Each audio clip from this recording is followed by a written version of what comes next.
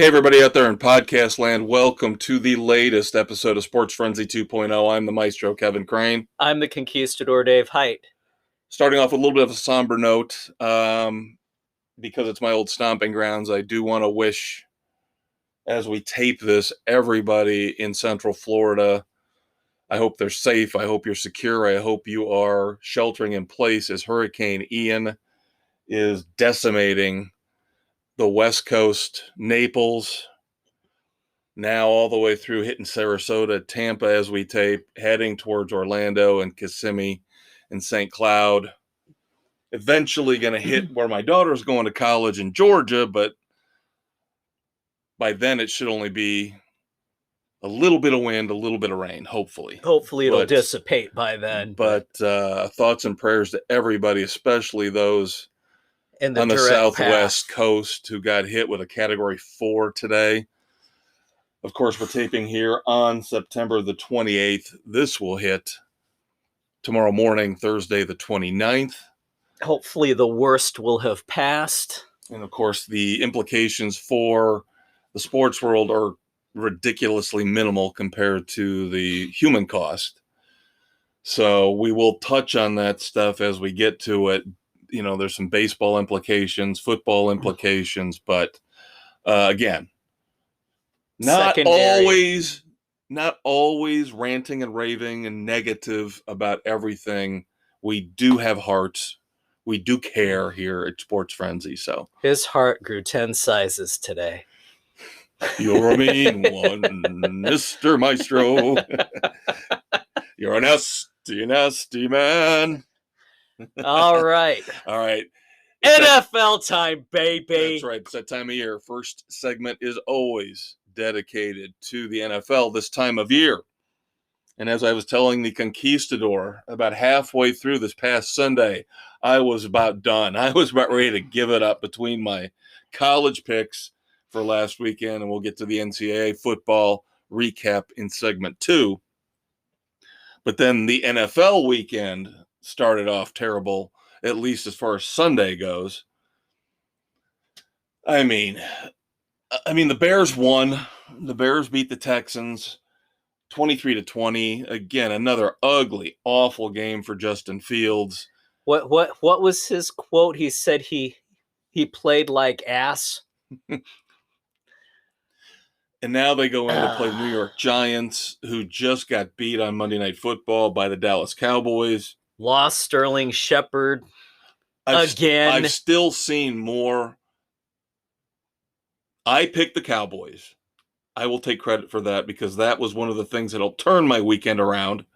And the Cowboys defense held Saquon Barkley just enough where I was able to win my first fantasy game of the year in the Sports Frenzy League. But I think I saw enough out of the Giants. Yes, Sterling Shepard is a big loss because they don't have any receivers. No. Kenny Golladay is a monumental disaster, disappointment for them. Big time. So Daniel Jones running for his life against that unbelievably good Dallas defense. Over the last year or two, Dan Quinn has done an amazing job with Micah Parsons, DeMarcus Lawrence. I mean, yeah, Daniel Jones had nothing to do but scramble around and run all Monday night. That being said, they're better than the Bears. The Giants, I would be shocked if the Giants don't win that game by at least 10 points.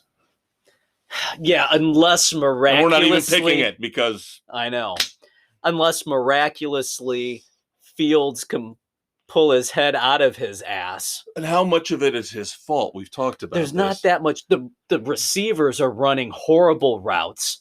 There's no timing there by them at all. The offensive line looks to be solid at run blocking, but the pass blocking is still atrocious. Yeah. And I'm not going to say I told you so, but I was shocked that anybody drafted Darnell Mooney. I was thinking one of two things are going to happen. Either he's just going to fail miserably because of the quarterback play, or he's going to be the only guy that the defense, maybe we should double team this guy. Yeah. Since they've got nobody else to throw the ball to. Yeah, and they can't even get him the ball. Yeah, he's been a failure. But, I mean, again, this is the worst pass offense, even for the Bears. Yeah, The it's worst been pass abysmal. offense I have ever seen out of the Chicago Bears. Yeah. And like I texted you on Sunday, Eberflus is showing he's not ready to be a head coach because in the final damn minute of the first half, they got first down at the 30. They had all 3 timeouts. And they didn't take any to try and do something to get within field goal range to take the lead at the half. They let the damn clock run out. What the hell is that kind of thinking? And the fans let him know it too. Oh, the fans are not happy. Booze rained down big time, as it should have, because that was absolutely pathetic. Yeah, and what Matt Eberflus should do is he should be sending Nathaniel Hackett in Denver a gift basket this Christmas, because if it wasn't for the fact that everybody's making fun of the 2-1 Broncos for being inept, woefully undercoached by him in his first year, then yeah, the spotlight would be on Eberflus and his failings. Yeah. But at least they've got Russell Wilson. They've got receivers. They've got a pair of running backs. But they don't know what the hell they're doing with them. Exactly. That's what I'm saying. That's why they're taking all the pressure. Hackett's taking all the pressure off on a national scale off of Eberflus. Yeah. Otherwise, yeah, the national media would be ripping Eberflus apart. Because even though both teams somehow are 2-1, the Broncos have immensely more talent than the Bears do. Oh, hands down. But they shouldn't look as bad as the Bears, which they do. So that's why Hackett is getting all the heat. Yeah, surprisingly, taking it off of Eberflus. Surprisingly, he has made more boneheaded mistakes, which is hard to believe. Now, you have got to be ecstatic about your Miami Dolphins. My God, a 3-0 start. And what did I say last week, Dave? What did I say? I'm not taking credit for a win. I picked the Bills.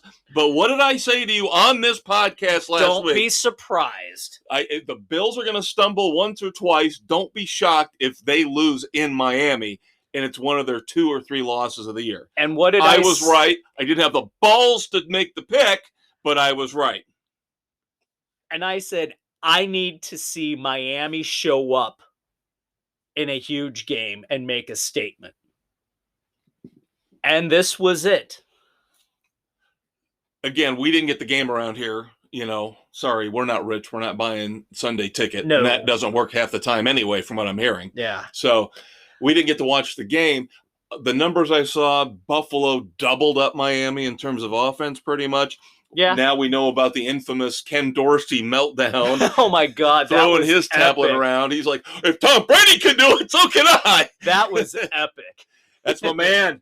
Last Miami Hurricanes championship quarterback, Ken Dorsey. He wants to win. Yeah. And he probably was sitting there going, how the hell did we lose this game?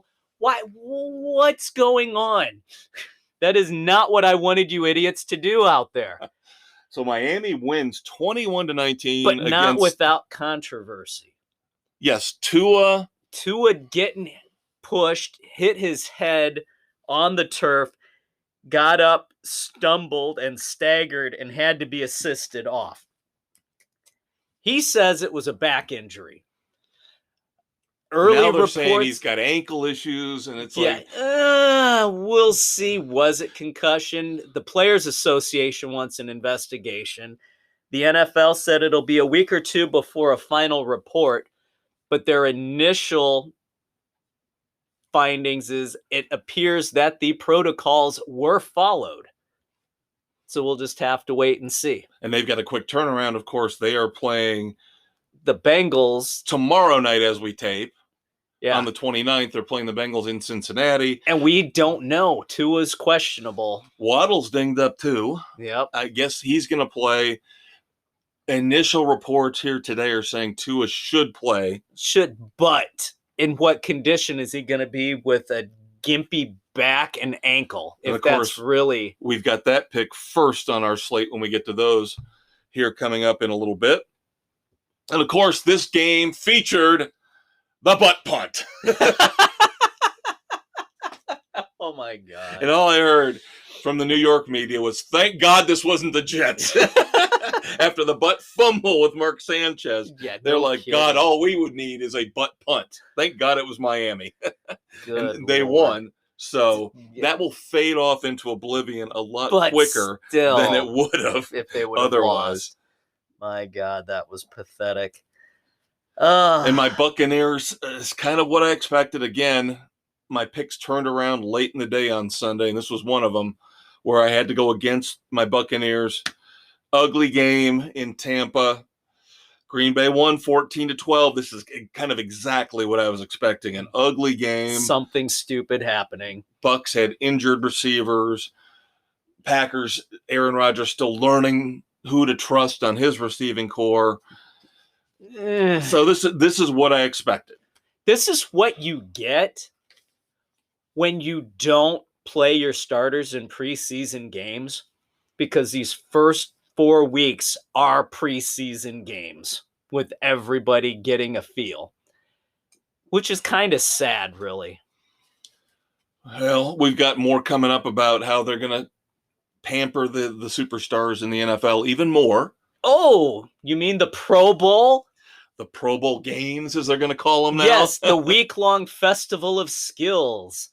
Flag football. Yay, flag football. Why don't we call it the Snowflake Bowl? We've been talking for so long that all all-star games should just be done away with. Even skills competition. I mean, sorry, baseball, the home run derby, it's past its prime. I think that's the only one. Now, you and I don't watch the NBA. I'm sure there's NBA fans out there. The dunk contest, the three-point contest. The dunk contest is not what it used to be. Even diehard NBA fans will tell you. I know they will say, you can't. There's nothing new anymore. No, I agree with you. But what would have been smart by the leagues? They should have used this as a negotiating tool. Maybe not in the NFL, because I know the NFL guys, they want to play. They know you got 17 games. You got to get out there and play, right? If you can.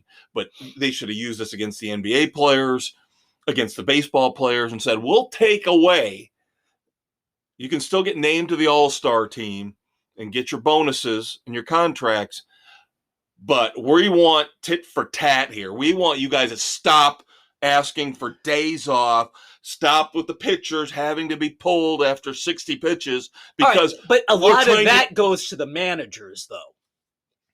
The managers and your sabermetric geeks who are calling these shots saying, oh, you got to give this guy a day off.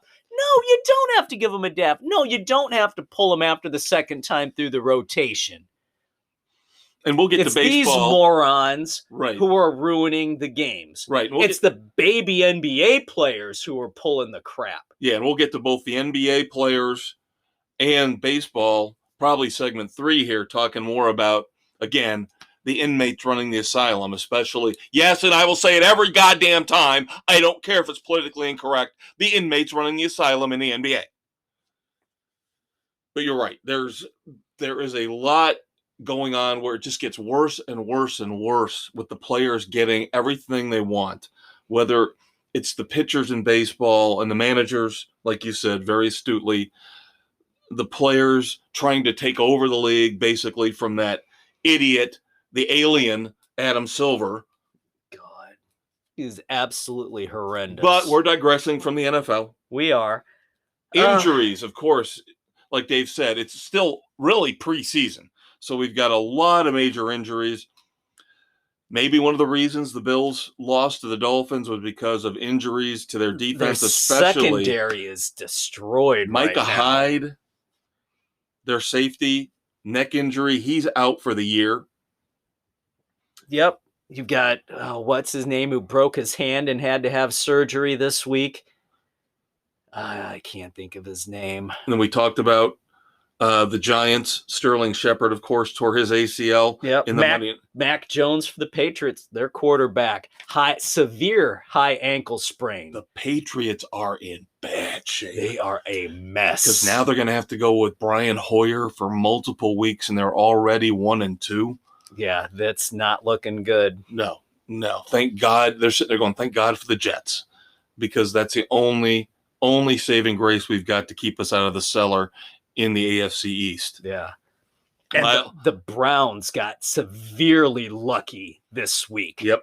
With the Myles Garrett car accident. Lucky he only suffered a sprained shoulder and sprained biceps and some cuts and bruises after flipping his Porsche, running off the road, trying to avoid an animal. Yeah, I saw the pictures of the Porsche, man. That thing is torn up. Yeah, he's lucky that, and his passenger are lucky to have not been more seriously injured and or killed. I mean, that was just nasty. And now they think maybe he might be able to play. No, dude, give this guy a week off. Yeah, you're 2-1. You're overachieving given the fact you've got Jacoby Brissett quarterbacking right now, looking pretty decent. Yeah. You just hand the ball to Nick Chubb. Let Myles Garrett, I agree completely. Let Myles Garrett have a week or two off. He needs to heal up. That strained shoulder, you cannot put that much pressure on it. And with the biceps, you do not want to risk a torn bicep for him this early. Then, of course, final news on this came out today. We knew there was an injury involved with Joey Bosa of the Chargers, but now he is going on the IR. For once, we get news on Wednesday night instead of Thursday. Yeah, go figure. So we can be a little timely here. But Joey Bosa with a groin tear. Oh, God, I hate that. Ugh. Guys enjoy a good groin pull, but a tear, and that's just not good. No. And they're saying he could return this year. Not committing to it, but let him. This sounds something like at least that a 2-month injury minimum. Something like that. Just shelve him for the year and get him back for next year. You do not want to re-aggravate something like that. Yeah. Because if you do, that could be career detrimental. And the Chargers, of course, are one of those teams where they are underachieving this year, given what they were supposed. The entire AFC West. Remember how we were talking a couple months ago about how this could be the greatest division we've ever seen in football? And it's turning into a crap fest. Yes. An absolute crap fest. The Chargers look like hell. Now, a lot of that's because of injury, but the Raiders can't do anything. We talked about the Broncos and how they, even though they're 2-1, look inept. And the Chiefs get beat by the Colts. That's called a desperation game for the Colts. Yeah. The Colts knew they had to bail their coach out. They had to win. And that was a huge, huge win to save their season. Yeah. Because now all of a sudden, Jacksonville's got to go in to play the Eagles in Philadelphia, probably the best team in football. Now, Jacksonville looks great, but that's going to be a tough ask to have them win. That's going to be a difficult. So that's going to knock them to 2-2 most likely. See, we'll have our picks here in a minute. We'll discuss that game a little bit more when we get to the picks. Yeah, but that means the Colts could come right back again, but they've got a tough game. They do. Again this week. They skated those first 2 weeks. They took those two games with the Jaguars and the Texans too lightly and put themselves in a hole. And now they're trying to dig out against the best of the best. And they did it for 1 week. Can they do it for 2? Couple other little NFL tidbits, and then we will finish our recap of last week and go into our picks for this coming weekend. Of course, I remember the times, Dave, when I actually kind of looked forward to the Super Bowl halftime show, when you had Prince and you had The Who and you had Tom Petty and you had even Bruce Springsteen, and now it's just, what am I going to go take a dump? Go eat a couple burgers, go run out to Taco Bell. I'm not watching. And, of course, this year is going to be just as bad as the last Rihanna. 7 or 8. Yeah, can't wait to see this train wreck happen. Rihanna will be the halftime show. Now, of course, the sponsor. She's pretty. Yeah, I don't know. They're not. I don't know. After the Janet Jackson thing, we're not getting boobage anymore. So I'm out. I know that's not happening. We're out, Jerry. Yep. They've got somebody, I guarantee, dedicated in the NFL home office with a wardrobe, a finger poised over a button that to put a black everything out, to put a black block, a black screen. Yes, in case any nipple slippage happens. It's on a 5-second delay at least. But Apple Music will now be the sponsor, taking over for Pepsi. Doesn't Whatever. matter. It's what it is. In any other frame of reference, it wouldn't matter, except for Apple trying to get into the broadcast and possibly taking over the Sunday ticket from the inept DirecTV now. Who are like God, a lame duck all. when it comes to this. So they're basically letting this thing fall apart. I heard week 2, they had to refund everybody their money. Yeah, because of all the outages. Yep. Yeah. So Apple maybe trying to make a play there for the Sunday ticket. Yeah, well, they damn well better get their act together on being able to broadcast a game, because the baseball has been absolutely god-awful. Now, I've heard it's starting finally to get better after months and months and months. Oh, you mean they finally listening to the fans telling them how they need to call a game, that they need to call the game instead of talking human interest stories, actually doing play-by-play? Then, of course, tying into the whole Apple possibly jumping into the NFL game is the grand experiment that started here in week 2 with Amazon Prime taking over the Thursday night game. Now, in terms of a broadcast, there's no difference to me. No, I know there's a lot of old people out there complaining. Dave and I are both in our 50s. We don't have any problem turning on Amazon Prime, finding a game, watching a game. You can record it. It's just like anything else. It's not a big deal to us. Yes, it sucks if you don't have Amazon. I don't know why you don't have Amazon, if not for the shipping alone. But I don't know how they measure this stuff, but somehow they came up with the numbers for the first game on week 2. The Chargers and Chiefs, 11.9 million viewers. And then week 3, the Steelers and the Browns, they still held on to 11 million. They're saying those numbers are fantastic. They're really impressive. I would just like to know where they get the numbers from. No kidding. Is it logins? I guess that's what I was thinking too. Do they do it via login? You know, if you're logged into Amazon Prime, that counts as a view. That possibly. We shall see. We shall see. I think this one, it was a safe move for the NFL. Yeah, it wasn't Apple bad for that. Apple's taking over the Sunday ticket is a lot riskier. A lot riskier.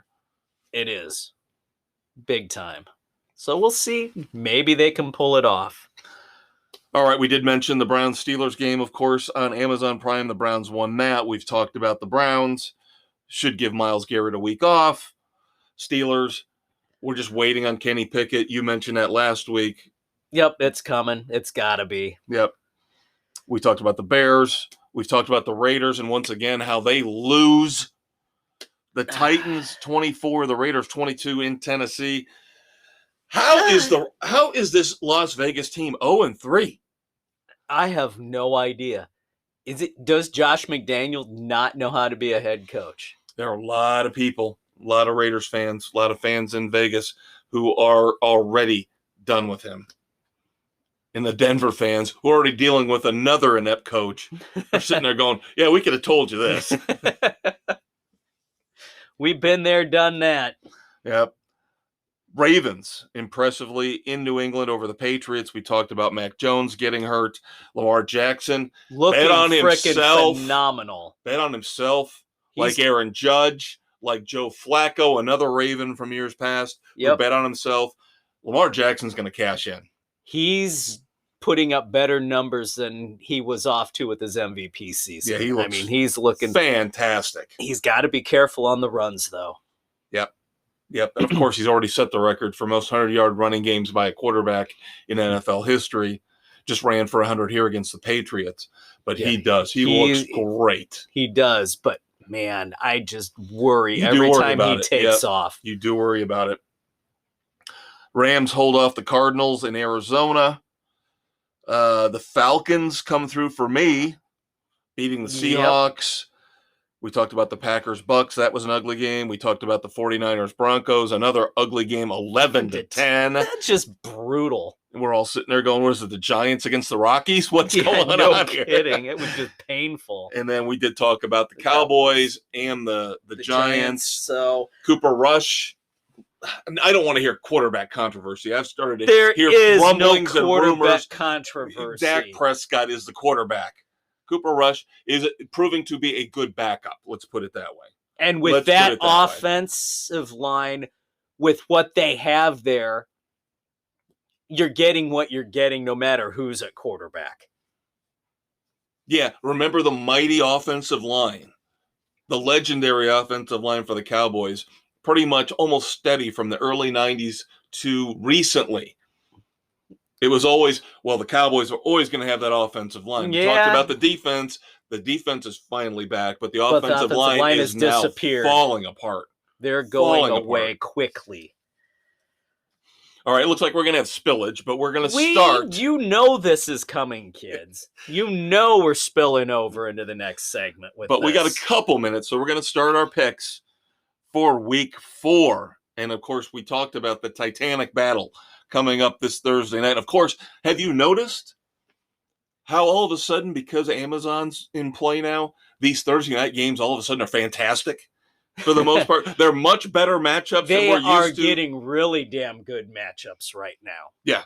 And I think they paid the money to have the good matchups. Yep. And, of course, we saw, what was it, the Chargers-Chiefs game, we saw Goodell and Bezos all chummy together in one of the luxury boxes. Yeah. Slurp, slurp. And it looked like Bezos was basically telling Goodell, I could buy you over 50 times. I don't care how much you're making, bitch. And Goodell's just going, yup. Can I get another beer, please? Yup. Oh, wait. Do I see a hearkening back to the AFL, the Amazon Football League? Hey, after what happened with Live Golf, I've heard a lot of rumblings and rumors about Saudi Baseball League, Saudi Basketball League. Now, the NFL is still rock solid. So I don't think we have to worry about the NFL. Because, of course, all the other countries think of football as differently than we do. Exactly. So I think we're safe with the NFL. Yep. So, Dolphins at the Bengals. 2 of us in the panel are going with the Dolphins at this point. 7 of the 8 are in. Nick and Aaron riding the Miami wave. The rest of us probably looking at Tua being dinged up and Waddle being dinged up, going with the Bengals, who are the home team in this, and they need a big win. Exactly. They won last week. They were 0-2. They needed that win, so they go to 1-2. This is a home game for them. I agree with you. They have got to win this, get back to 500, start trying to catch up with the Ravens. Yeah, they cannot fall any further behind. The Browns. They have got to keep pace. And Joe Burrow can't be this bad. Of course, again, the offensive line can't be this bad after they've revamped and rebuilt it. And supposedly got better, but they haven't looked like it. I guess the joke going around Cincinnati this week is I guess they're going to showcase these white uniforms. Yeah, the black and white jerseys, and everybody in Cincinnati is going, what does it matter? Burrows is going to be green by the end of the first quarter. There you go. I still have faith. He's my fantasy quarterback, Joe Burrow. He's got 3 fantastic receivers, a great running back. I agree. Bengals. Spillage. We can get one more in. The London game, the Vikings and Saints. It's going to be a crap fest game. But Vikings right now, came back impressively and beat the Lions. They did. I know that doesn't sound like much, but the Lions had a 10-point lead and blew it. I thought the Lions had that game. And they've reverted back to what they were. But the Saints are dinged up. They're not who they were. Vikings across the board in London. Yeah, Jameis Winston's he's dinged up, back issues. Yeah. So, yeah, Vikings for everybody. Hopefully Kirk Cousins won't shit the bed in prime time at 9:30 in the morning no here kidding. on Sunday. God help them. We're going to continue our NFL picks coming up next, kids. Stay tuned. Hello, friends. Are you tired of the boring sports analysis you get from the major outlets?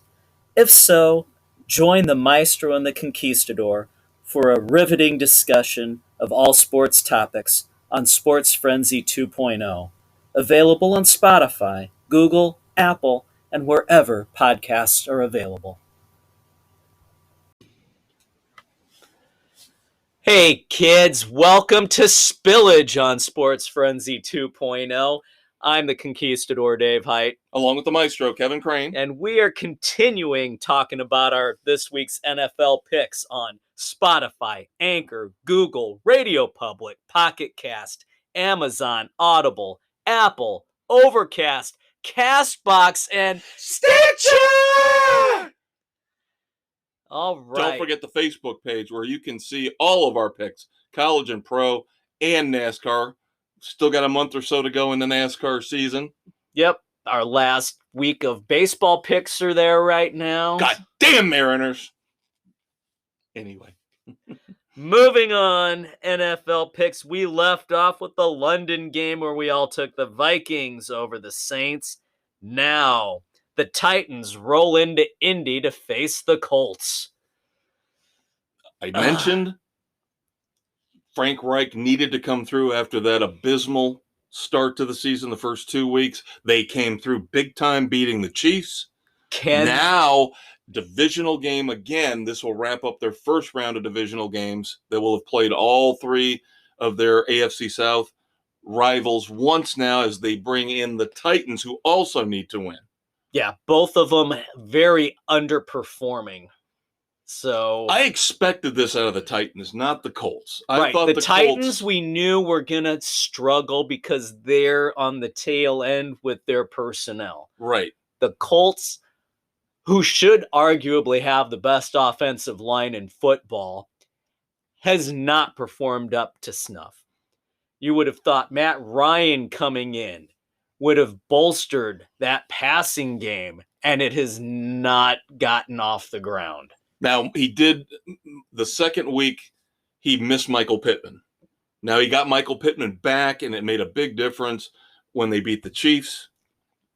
But still, they're not firing on all cylinders. Jonathan Taylor, again, great running back, obviously number one fantasy pick, number one running back last year. Not quite measuring up to those numbers this year. No, and again, the line is underperforming. Right. But you said the magic words. I expected more from the Colts this year than the Titans. I still expect more from the Colts than I do from the Titans.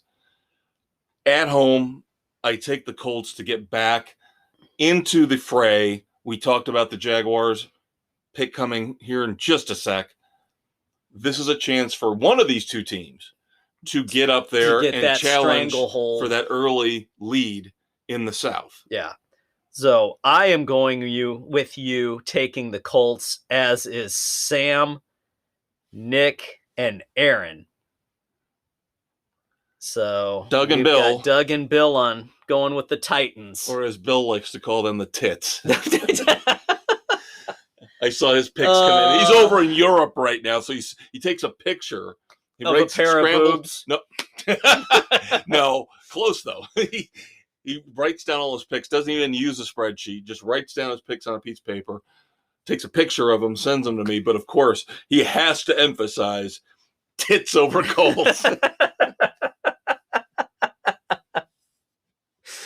Now, speaking of the team that is currently leading the AFC South, the Jaguars, after an impressive win last week, going into play who might be the best team in the NFL right now. This is an intriguing matchup because you have former Eagles coach Doug Peterson leading the revival of the Jaguars. So Eagles may want to pound down on him to say, we don't need you, Peterson. And Peterson's out to watch what I'm going to do to you guys. Yeah. Now, I still think, and We're all taking the Eagles. We are. They're at home. They're playing well. I'm a little shocked by that point spread. I thought that point spread would be closer. 6.5. That's a lot to me, considering how well Jacksonville has played. Yeah, they have definitely turned a corner. Yeah, I mean, it's just the lost year last year with Urban Meyer. Oh, my God. Wasted year for Trevor Lawrence. They bring in Christian Kirk. So now Lawrence has got that number one receiver. He's got 2 great running backs. Kind of shocked how Robinson stepped in. Everybody was taking Etienne. Yeah. And then Robinson comes right back in. This is my team, baby. Yep. So you got a good stable of running backs. They got a couple decent tight ends. Lawrence looks a lot more poised, a lot more confident with Doug Peterson. God, an actual coach. A real coach. That would make a difference. But not this week. Not this week. No. The Eagles are just too much right now.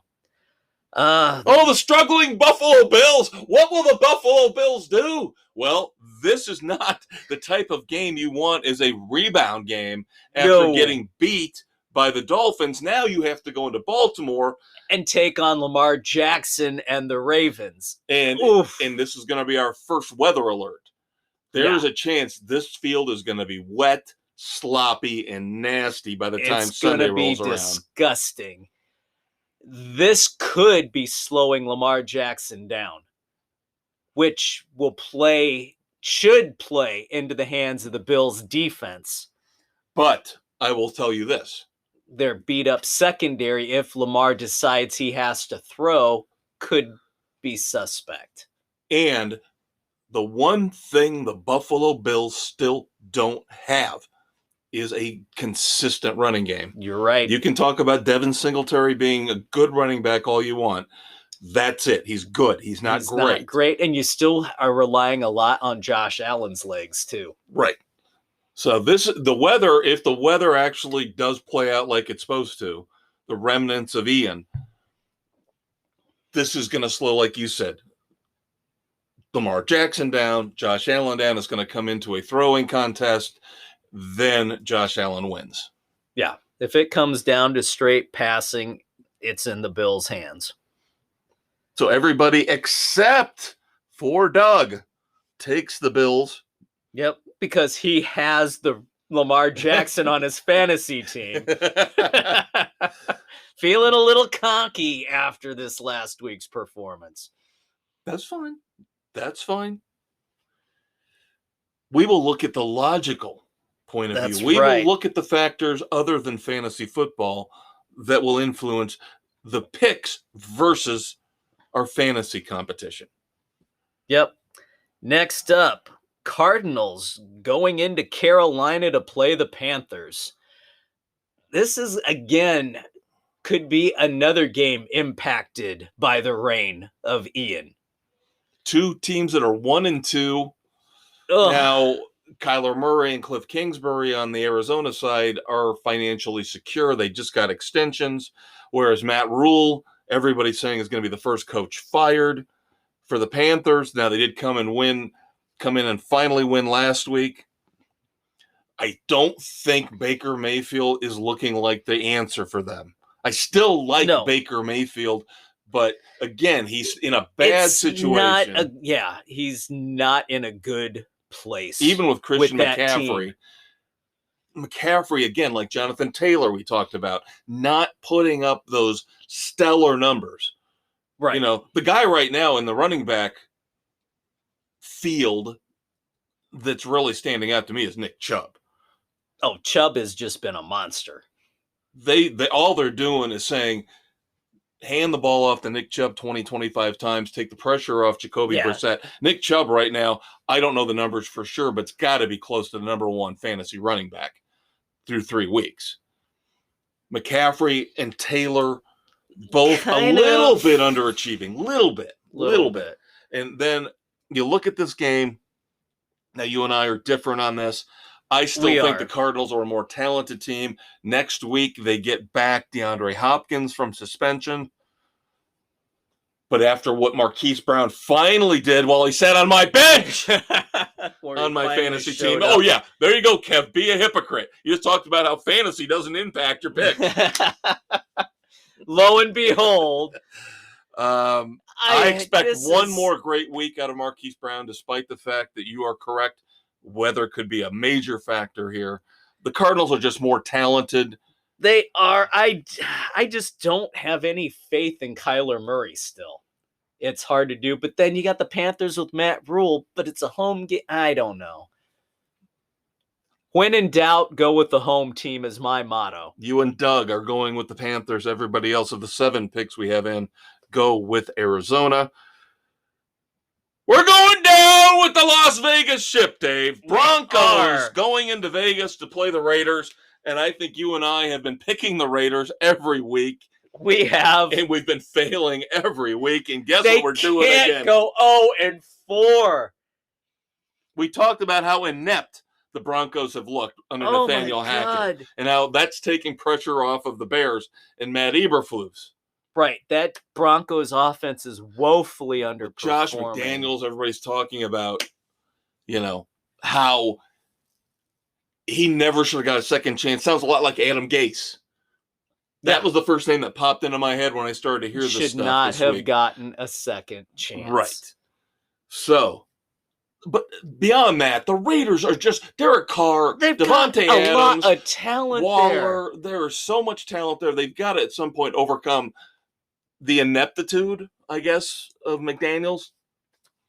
Raiders this week for everybody except for Aaron. Aaron is riding the Broncos. Get it? Now, this could be another revenge game, too. McDaniels is going against his former team. Yes, he is. So right, we will see what transpires there.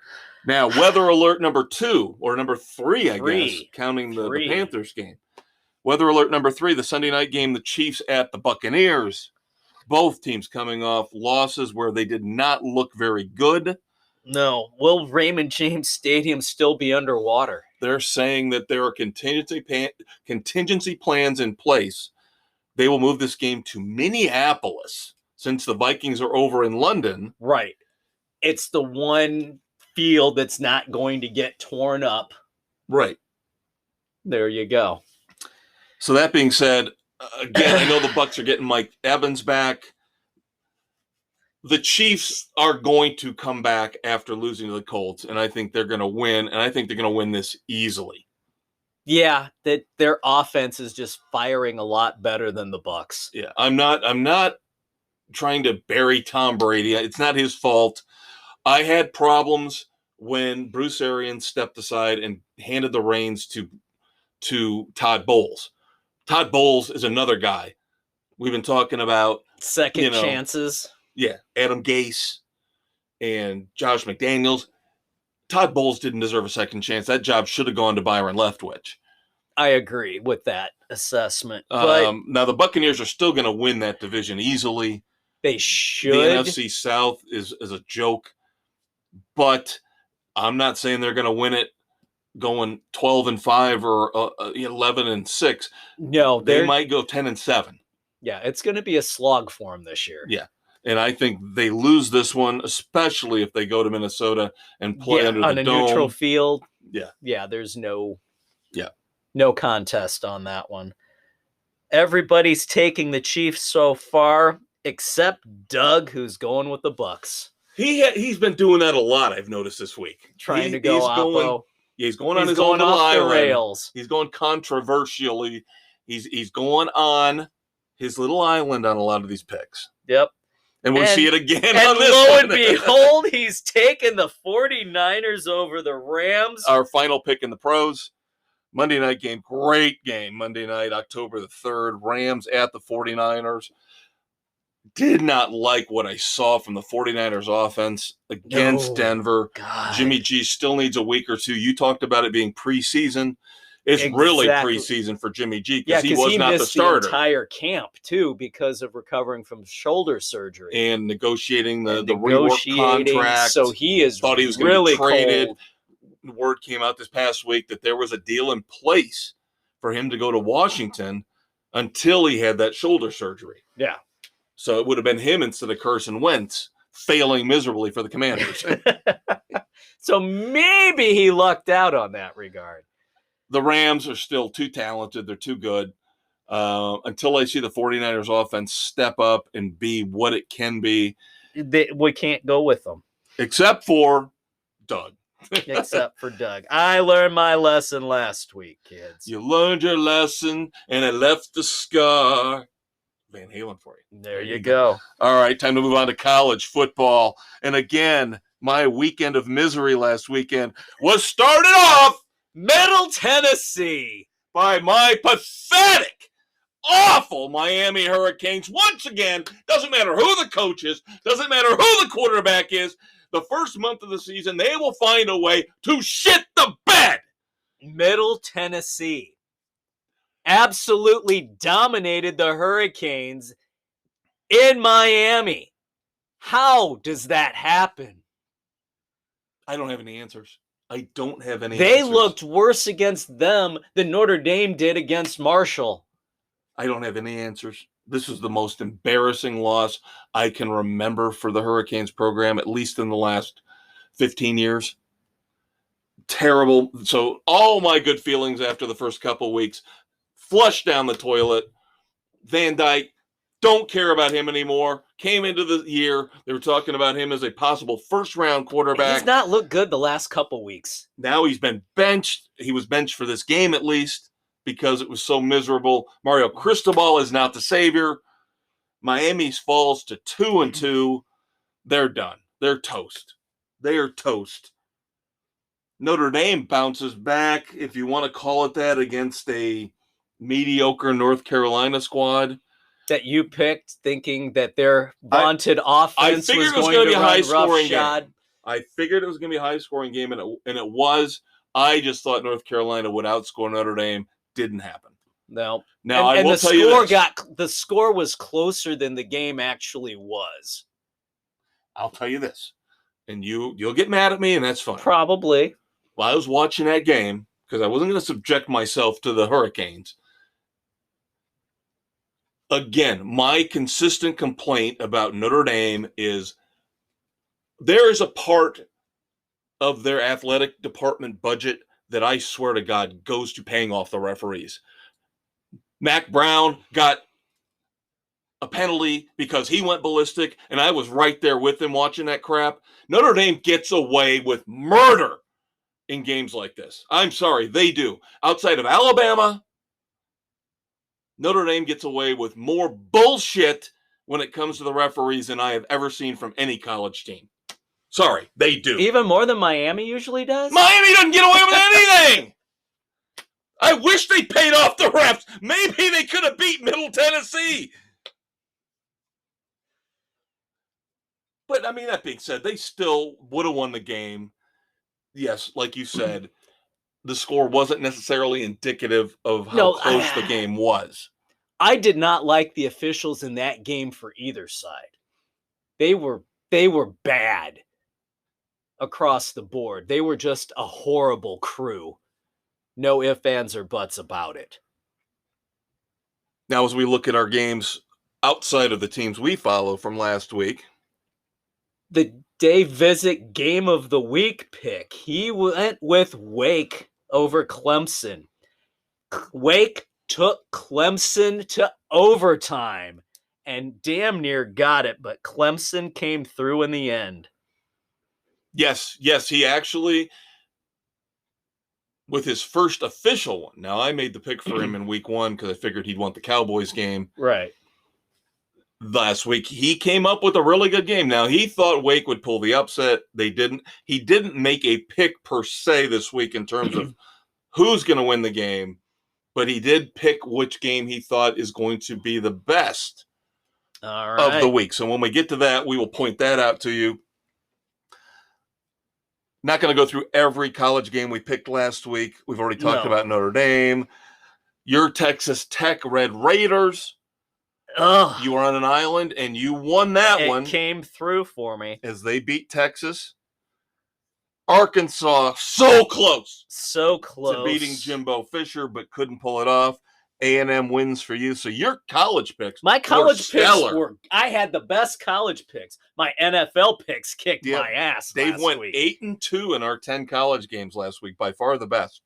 Rutgers did not come through for you. Nope. But moving on to this week, we have got 13 college games to go through here real quick. And I was shocked about this. I told you this.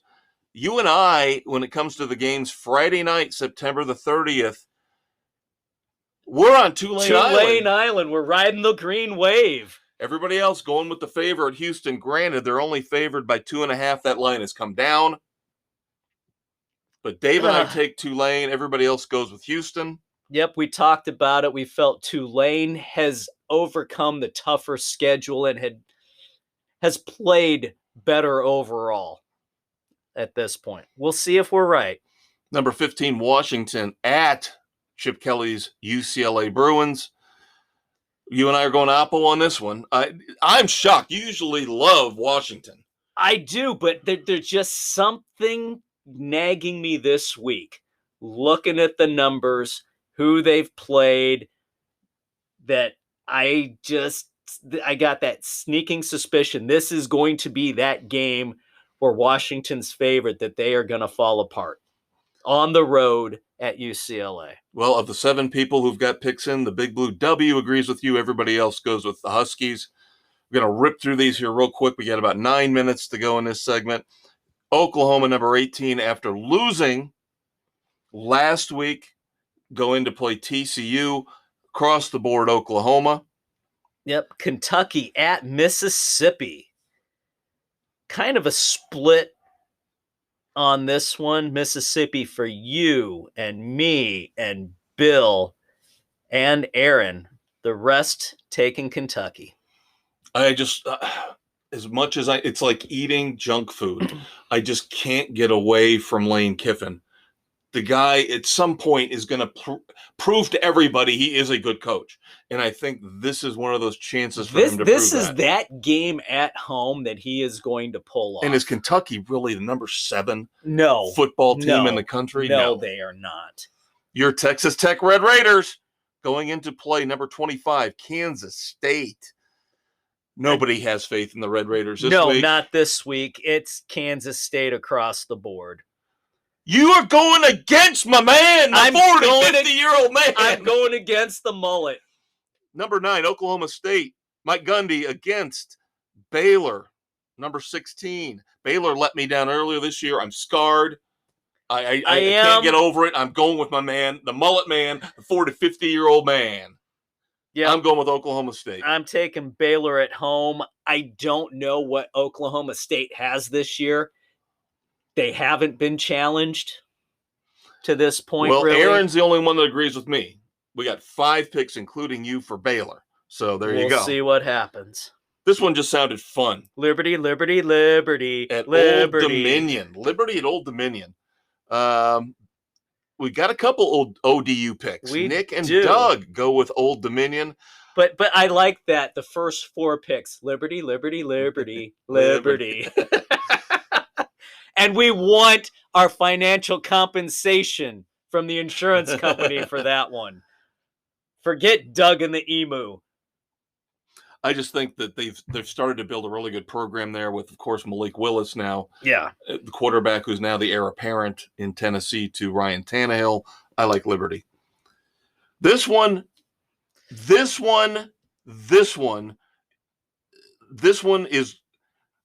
I mean, Wake Forest at Florida State. Number 22, Wake Forest. Number 23, Florida State. Dave talked about how Clemson and Wake Forest had a knockdown drag out last week.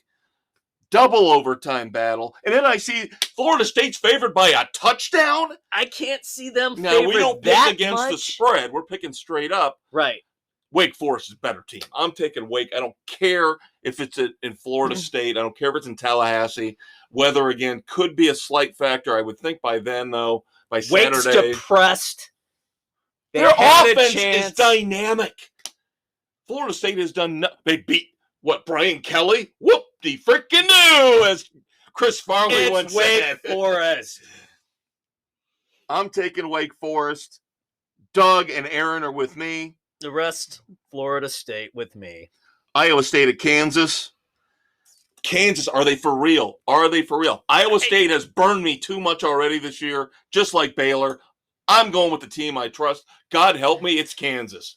God, I just don't know about Kansas. I'm not buying in on them yet. Now, when they start playing Oklahoma, then yeah, they're going to get handed to their them. faces smashed into the mud. But Iowa State has not proven to me they're that good yet. Good defense, but Kansas has got a dynamic offense at home. I take Kansas. Doug and Nick are with me. The rest with me in Iowa State with the Cyclones. All right, Michigan State on the road at Maryland. How the mighty Spartans have fallen. Wow. Ugh. It started in Washington. Now, not looking too good. Nick still has faith in the Spartans. He's taking Michigan State. Everybody else saw how well Maryland played against the Michigan Wolverines last week. Yep. So only losing by a touchdown, so I think everybody's taking the enough. Terps. Turtle power. Yep. Maryland for everybody but Nick. Number 17, Texas A&M at the Pirate. Arr! We have a love-hate relationship with the Pirate, Dave and I do. We do. We love Mike Leach. But he hoses little girlfriend every freaking He's already done time. it once this year. I know. But that being said, again, it's like he's junk taking food. Jimbo Fisher. I've told you. Look, they barely beat Miami. Now look how great Miami is. They barely beat Miami at home. They barely beat Arkansas at home. Now they go on the road to play the Pirate. Mississippi State wins this game. I agree, as does Sam and Bill. Nick, Doug, and Aaron going with A&M. The old school crew against the new school. Yep.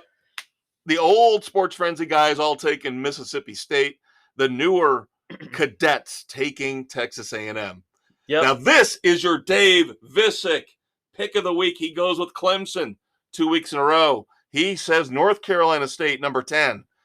Going into play, number 5, Clemson is his game of the week. Now, he didn't pick, but he said this looks like the best game of the weekend to him. All right. Coming off that big overtime win, it's Clemson for everybody except for Doug, going with the Wolfpack. The Wolfpack, to me, are an enigma. They're one of those teams over the last 4 or 5 years that they always get pushed up in the rankings. I don't know if it's because the ACC doesn't have a lot to offer outside of Clemson. I don't know what to make of the Wolfpack. I know what I'm getting out of Clemson. If that offense is finally going to start putting up points like they did against Wake, then they are going to make the playoffs like I predicted. Yep. I can't. There's no way I could pick NC State in this. No way. It's Clemson at home. All right, wrapping it up. West Virginia at Texas. Texas across the board. Yeah, I like West Virginia. They're one of those teams like Texas Tech. I seem to put on our slate week in and week out 5, 6, 7 times because they're always a decent team, a good team, and they keep games close. But they're going to fall short. They can't get over that hump. And as bad as Texas is disappointed again after playing Alabama tough, they really have not played well after that game. No. That being said, at home, you would think this might be a bounce back for them. Yep. We'll see, but we all have faith in the Longhorns. There's your college. There's your pros. We should mention Georgia Tech fired their head coach already. Oof. Jeff Collins out at Georgia Tech. So the hot seat has already gone nuclear for one major college coach. How many more? This is very early in the year. This is way to early. Can somebody. But Georgia Tech, well, even by their... This is number 2 to fall. Herm Edwards was last week. Yeah, but I think this was purely based on performance where Herm Edwards, there was a lot of improprieties. So you're right. Herm Edwards was technically the first to go, but I think Herm got fired more because of what was going on behind the scenes, where Jeff Collins got fired just because Georgia Tech, even given the fact that Georgia Tech would be happy to be in the middle of the road in the ACC, can't even get to that point. Yeah, they're just mired in the basement. And that was a program that used to be strong. Right. So we'll see who takes over that program. We'll see if they can bring it back to some semblance of decency. Yeah, they want respectability at this point. Right. Segment 3 coming up. Baseball, NASCAR. We will try to catch you up on everything else going on in the world of sports. Dave and I will be right back. Feeling mildly fatigued?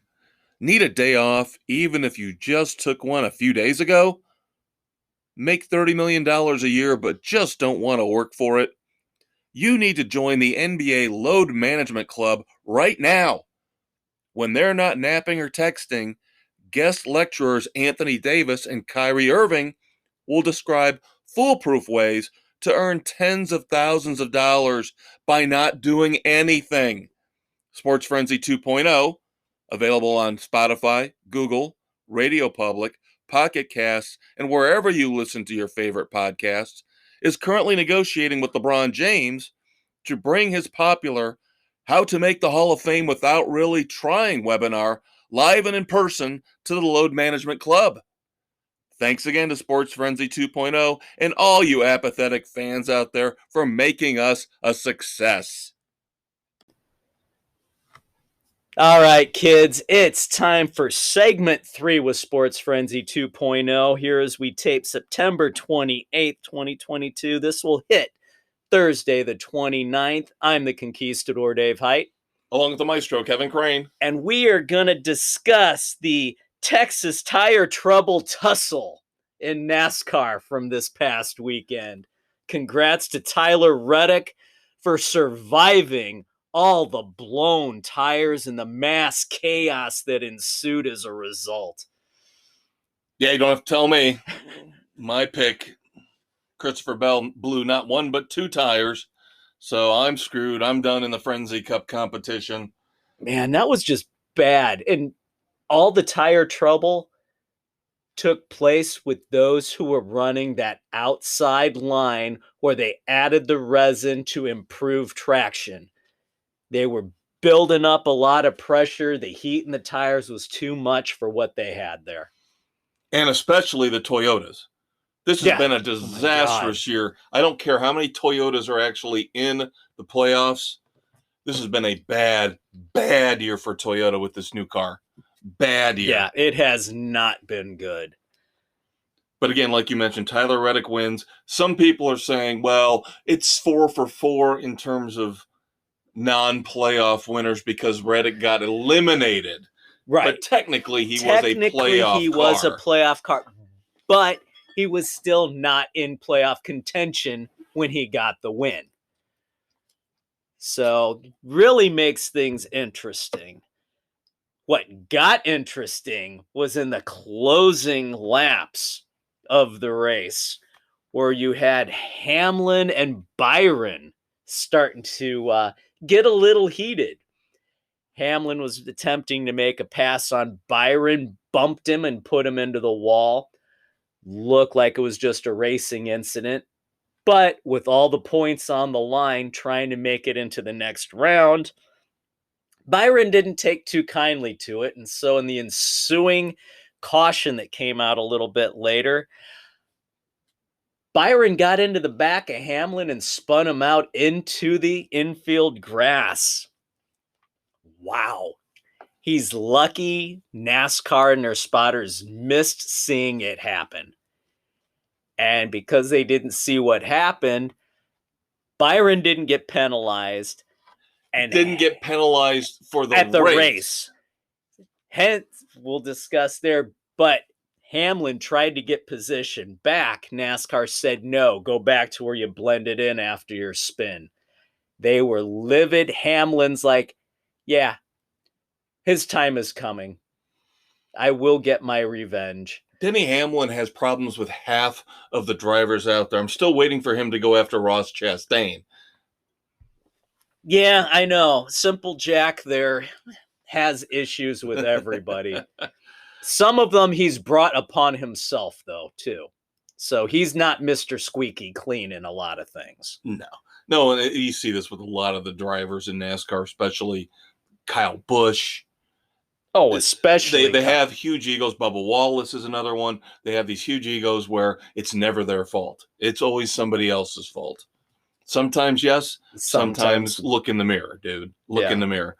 Now, William Byron did get hit with a 25-point driver point penalty and a 25-point owner point penalty after NASCAR reviewed that incident. Yep, they reviewed it after the fact, and he was also fined $50,000 for the infraction during caution.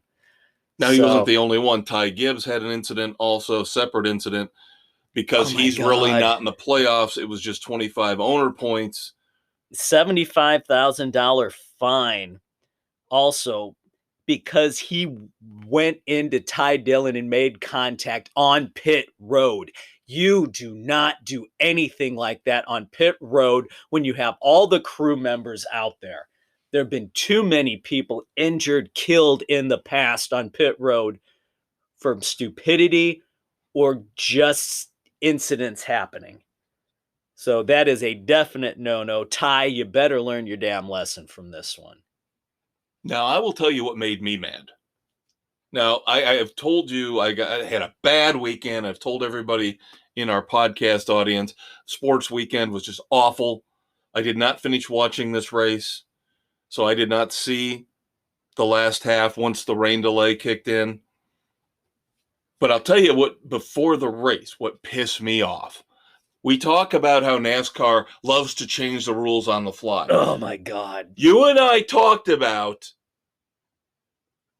the loose wheel last week for Ryan Blaney. Right. And he got hit just like NASCAR established the protocols for penalties when it came to loose wheels.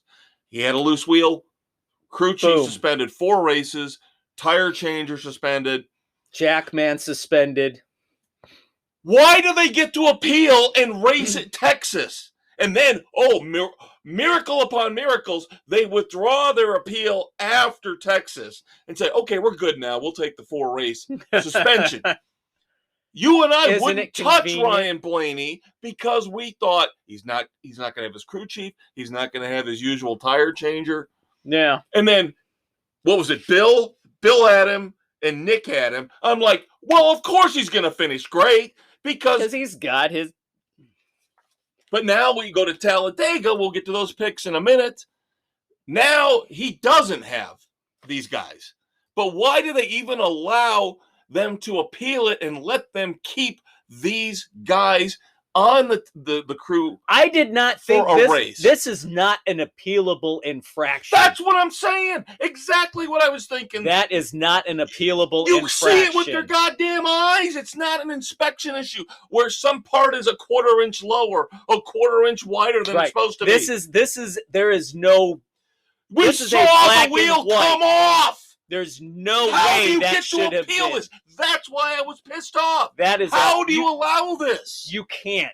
It's absolute garbage. You should have said immediately for NASCAR, no appeal on this. You know a loose wheel is automatic. It's been that way all season.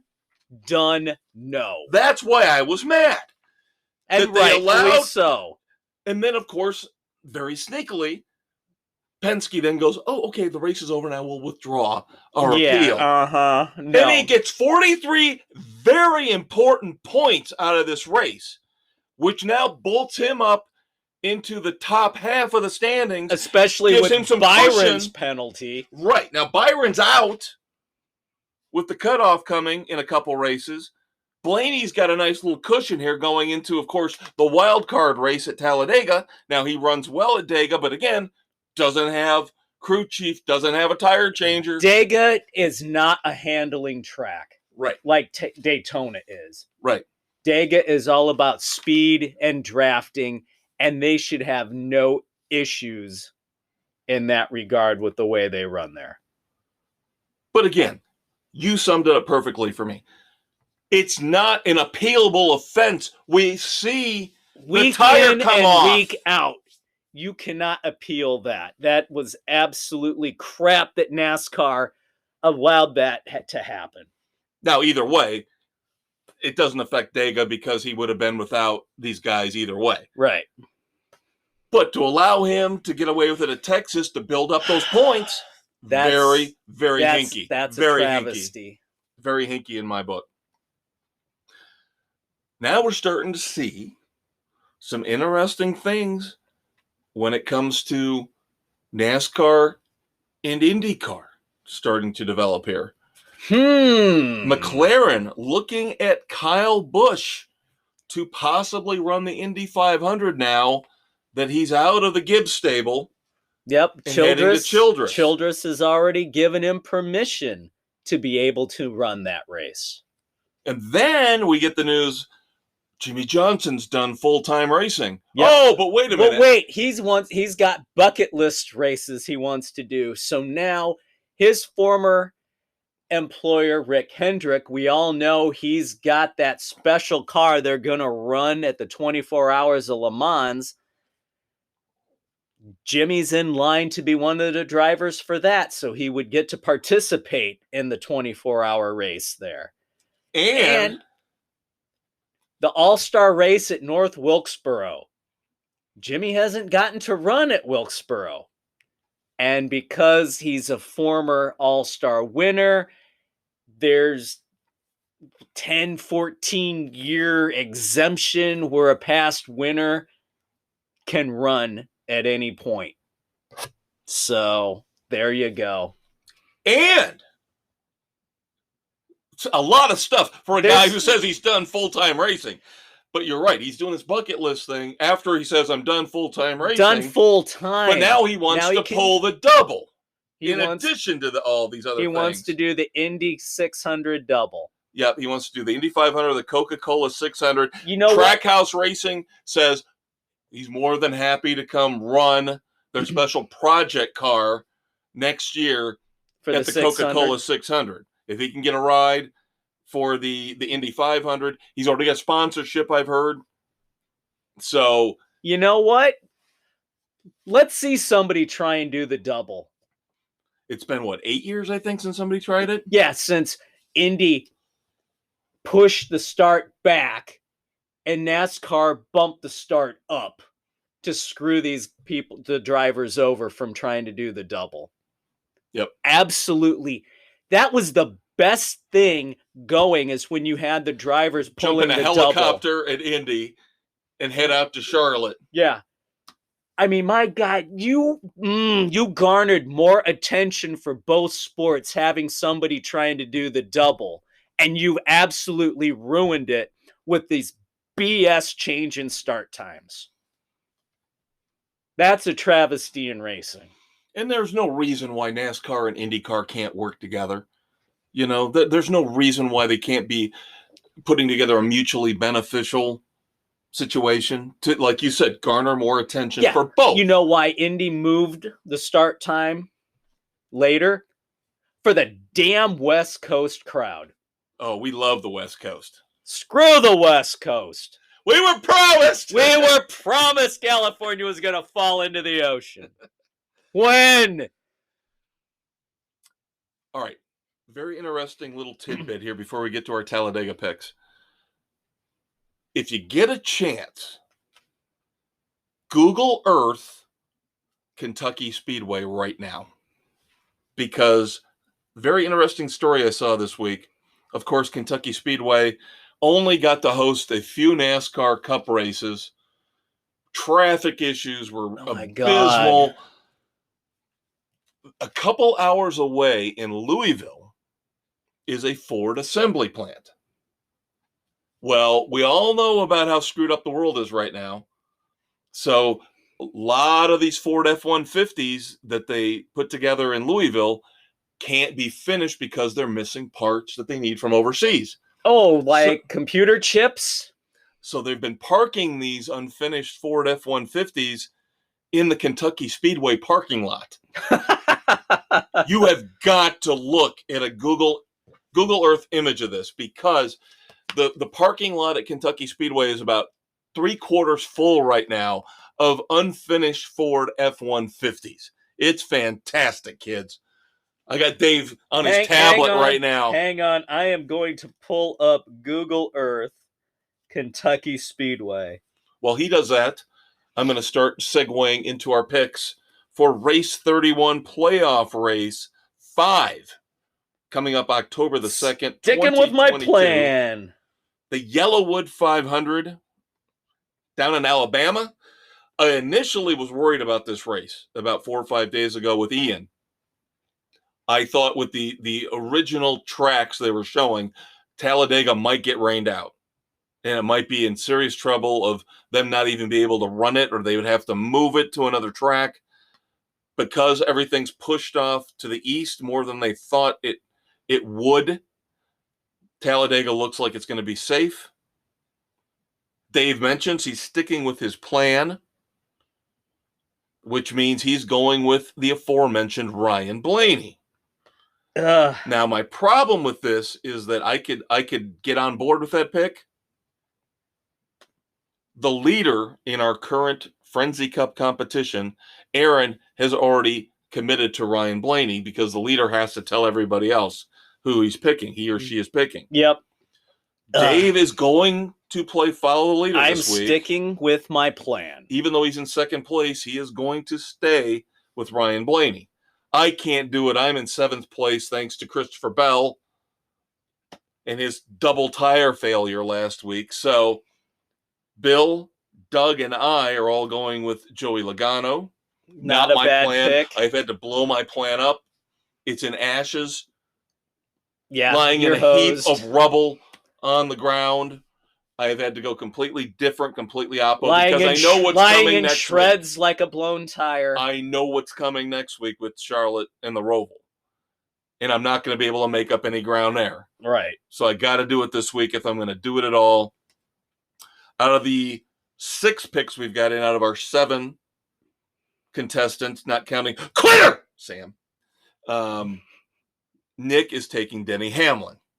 So you got 3 Loganos, 2 Blaneys, 1 Hamlin for the Yellowwood 500 at Talladega. There you go. And my Google Earth does not show any trucks in the parking lot at this point.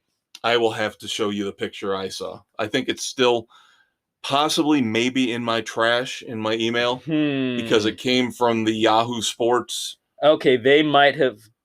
Interesting. So they had it dated. So unless they moved them all out within the last couple days. All right, moving on to baseball.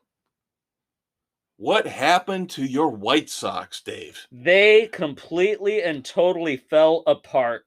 They are on a 7-game skid, swept by the Guardians, swept by the freaking Tigers at home in Chicago, and then losing the opening game to the Twins.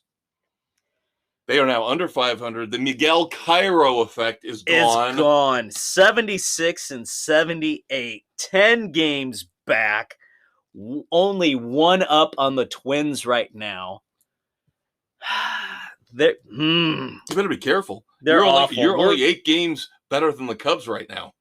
Oh, I know. The Sox have absolutely, completely fallen apart. They can't pitch. They can't field. The hitting has completely gone away. I don't know what the hell happened to them. As talented as that team is, there is no cohesion with them. And it's basically the same team that was there from last year. I know injuries early on, but that only goes so far. There was nothing to keep that crew together, pulling in the same direction. Now, you did hear something you told me today. Rumblings are La Russa will not be back in 2023. And he damn well better not be. I mean, you had a home run hitting team, and I don't know what the hell he did trying to force them to just make contact to play station to station ball. They are freaking 35 and 43 at home. They do not have a 20 home run hitter. You've got a bunch of guys sitting at 15. That blows That is my mind. absolutely freaking pathetic what La Russa had and the hitting coach had done to that team. They should have been smashing the ball all season. Chicago can be a launching pad in the summer, and they aren't hitting anything out of the park. It's absolutely pathetic. Everybody in that lineup should have at least 20 home runs. And on top of that, Miguel Cairo had a chance here.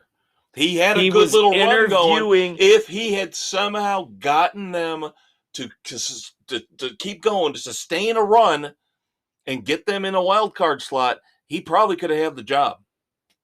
But now with this epic collapse, you got to be looking outside the organization, I would think. Yeah, you have to. There's no. I don't even know who you can get at this point. Joe Madden. I do not want Joe effing Madden. I don't even think Girardi would be a good fit. Yeah, I'm starting to have doubts about Joe. I think he might be too old school for the modern player.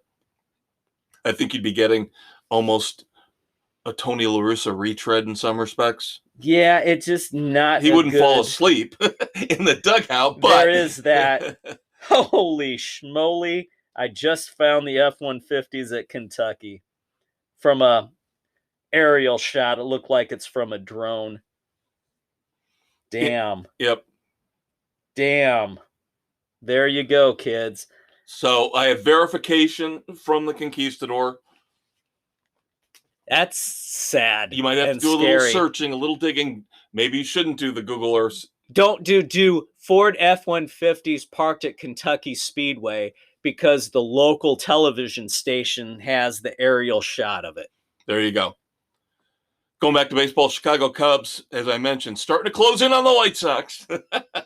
No, 68 and 86. They've had a good week of baseball for the Cubs.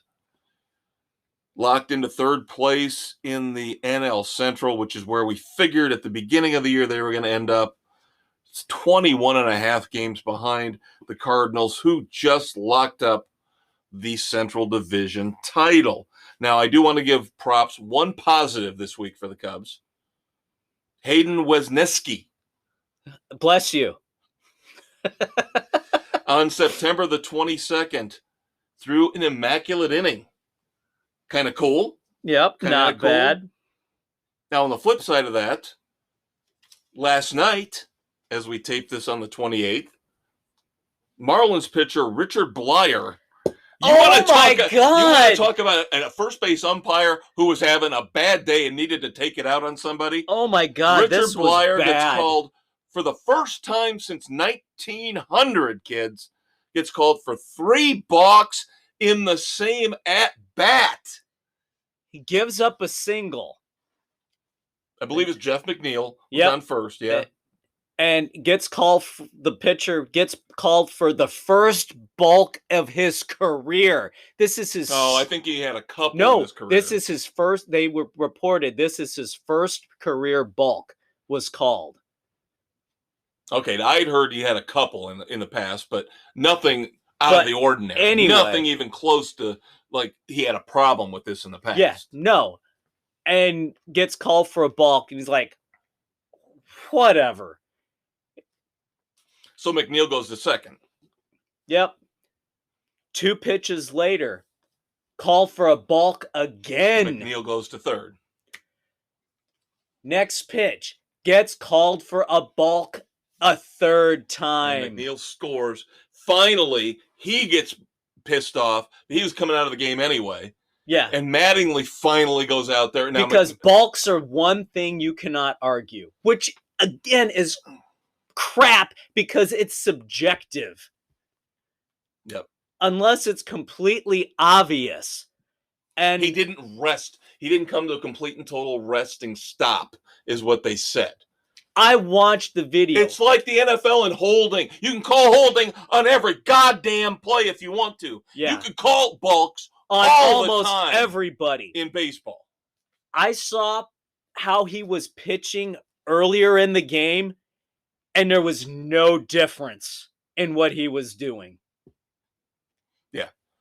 It was, again, an umpire having a bad day, taking it out on a player, something like that. Something like that. Awful.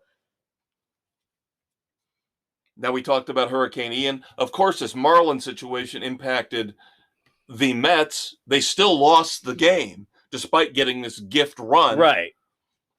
So now they are in a tie tonight with the Atlanta Braves with a week to go in the regular season. They've got a series coming up this weekend. Head-to-head. Again, we bring up Hurricane Ian because it could impact this series because they're playing in Atlanta. Now, what will they do? Will they bump a game up? Will they play a doubleheader? We'll have to see how We're it waiting goes. to see how baseball handles this. Now, They could actually, one of the worst case scenarios I've heard, the season is supposed to end. Again, lockout pushed back the end of the season by a couple days. So it's supposed to end Wednesday, October the 5th. They're saying they might actually have to play the 6th. And then the playoffs start the 7th. The 7th for the, yeah. Friday the 7th. And one of those two teams would have to play that weekend, would not get a bye. One will, one won't. Right.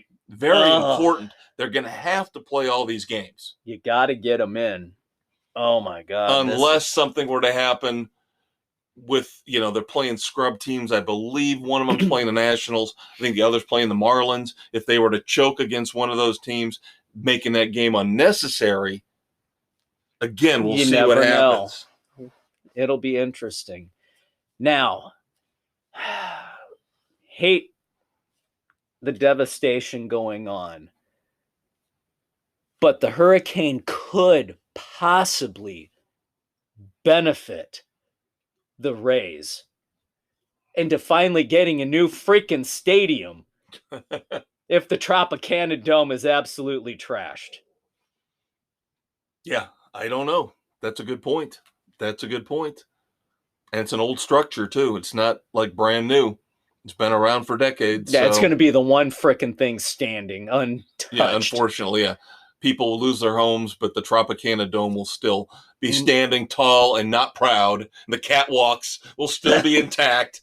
God. Where a fly ball can go up, hit a catwalk, and be called a home run. Yeah, absolutely insane. The worst field ever. All right, we mentioned St. Louis locked into the playoffs. The Yankees also are locked in now. Yep. So we've just got some wild card slots that should be solidified here in the next day or two. Yep. Pujols got number 700. Judge is stuck on 60 with 4 walks the other night. Yeah, he's starting to get the Barry Bonds treatment. Although I heard, again, not watching Yankees baseball, but I heard that while he's getting walked a lot, they're trying to pitch to him. It's just they're not going to throw one down the middle of the plate. Right. They're trying to nip at the corners. Of course, Judge has got a good eye. He's not going to bite. He's not going to swing at something stupid. Now you wonder, though, that they've locked up the East. Is he going to start widening his strike zone to try to get 61? Potentially. And again, what's the real home run record? A debate for another day. But yeah, you mentioned Albert Pujols, of course. Hit back, not back-to-back, but 2 home runs in a game against the Dodgers of all teams. Yeah. Decided to do it against his former team, the best team in the National League, on September the 23rd. Hit number 699, and then later in the same game, number 700. 4th player ever to hit 700 home runs. We talk about small market teams. We talk about how we wished that Rob Manfred and Major League Baseball were more proactive in forcing these smaller teams to spend money to be competitive. One of the teams over the last 10 to 15 years who actually figured out a way on a decent budget, not a blockbuster Yankees-Dodgers type budget, to win, to get to a couple World Series, to win one, was the Kansas City Royals. Now, of course, almost all those players are gone. Yeah, that's typical of that organization. So, of course, they decided to finally blame the general manager who put that very intriguing, very interesting, very entertaining team together. Dayton Moore is gone. I would imagine there's got He's to going to if, be picked up. if he wants to continue to work, somebody will take him.